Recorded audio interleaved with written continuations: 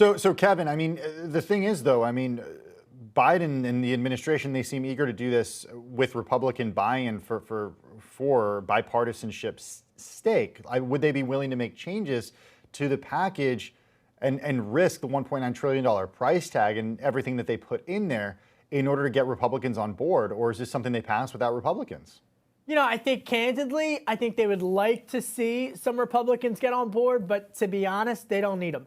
And if you look at some of the more contentious debates, whether it's raising the minimum wage, for example, or even some of the other qualifiers for small businesses and whatnot, and how this really impacts Main Street, they're not necessarily saying that Republicans need to get on board with this.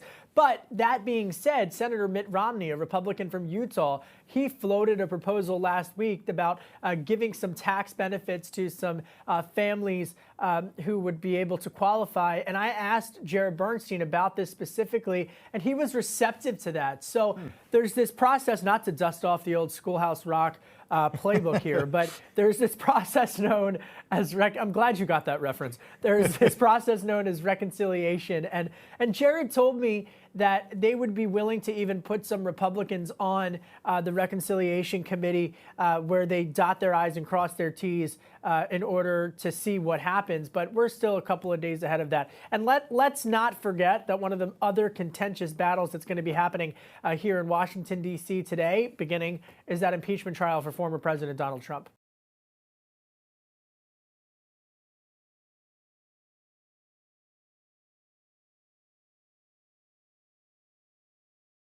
The biggest stories the moment they happen from around the globe. Subscribe to Bloomberg Quick Take now for insight in an instant.